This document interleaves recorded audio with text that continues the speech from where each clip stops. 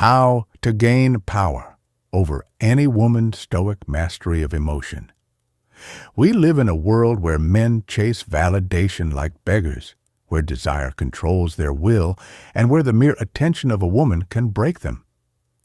But what if I told you real power is not in chasing, not in pleasing, not in manipulating?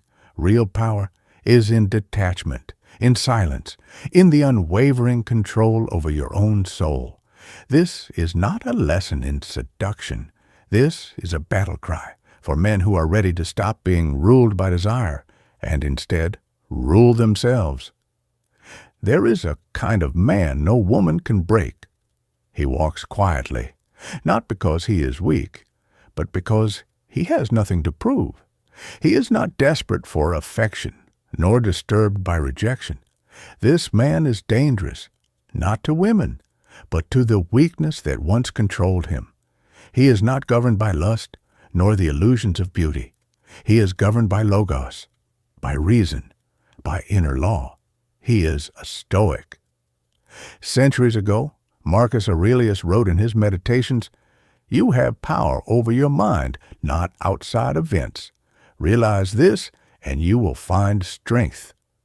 This strength is the beginning of power over women, not through domination, but through transcendence. You do not win her by needing her. You win her by not needing anyone but your own virtue. The Stoic code: control the fire. Desire is fire, and most men walk through life soaked in gasoline.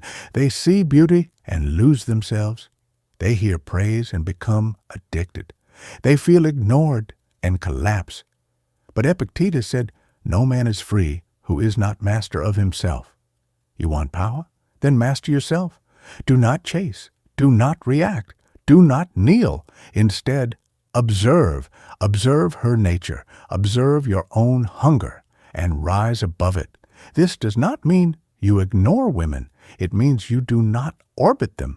You build your center so strong, so grounded, that she revolves around you.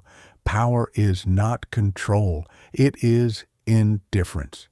True power does not come from controlling a woman. It comes from being immune to her control, from not being pulled by her moods, her silence, her tests, because you do not need her approval.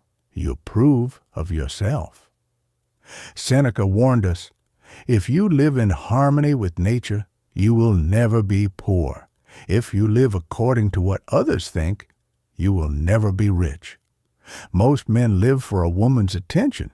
Stoics live in accordance with nature, with discipline, with honor. She will feel this, and when she does, she will come. Not because you begged her, but because you mastered the one thing she could never tame, your mind, the weapon of detachment. You want to be irresistible? Be detached. A man who is not afraid to lose a woman is the most powerful man in the room. Why? Because he does not act from fear. He acts from principle. Zeno, the founder of Stoicism, lost everything in a shipwreck. Instead of falling into despair, he said, "Now that I have suffered shipwreck, I am on a good journey." Women are storms, beautiful, mysterious, unpredictable. But a Stoic is the rock they crash into, not the leaf they blow away. Temptation is the enemy of peace. She will test you. Ignore your purpose and chase her, she will retreat. Cling to her, she will drift. Beg for her, she will vanish. But when you focus on your mission, when you control your appetites, when you live by a higher law, she will see you, not as a toy, not as a follower, but as a force. Musonius Rufus taught that pleasure should be subordinate to virtue. And what is more pleasurable than conquering your urges, than standing calm while others panic, than maintaining dignity in the face of chaos? That is power. The game ends when you leave the table. She cannot manipulate a man who does not play the game. She cannot bait a man who sees through the trap. and she cannot wound a man whose heart is anchored in something higher. Do not compete with other men for her. Compete with the man you were yesterday. If she leaves, let her. If she plays, walk away. You are not here to win her. You are here to master yourself. Become the prize she cannot earn. When a man stops chasing, he becomes the chase. When he stops explaining, he becomes the mystery. When he stops craving, he becomes the craving. You are not here to impress her. You are here to become so powerful, so composed, so silently dangerous that her presence feels like a privilege, not a need. This is not arrogance. This is alignment with nature, with virtue, with power. Every moment is a test of your discipline. Look around. We are surrounded by men who have been broken by their own desires. But we rise. We wake early. We train hard. We speak little. We suffer in silence and act with reason. Why? Because no woman, not the most beautiful, not the most cunning, can rule a man who rules himself. This is not about manipulation. This is not about domination. This is about elevation. And with fire, we are the storm.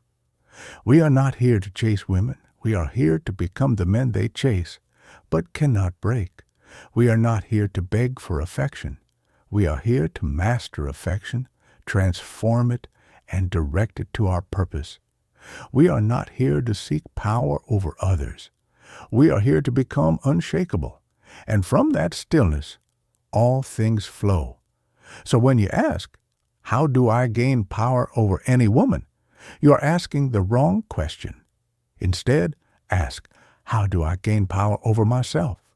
Because once you do, there is nothing, not beauty, not praise, not rejection, that can touch you. You are no longer a man chasing power. You are power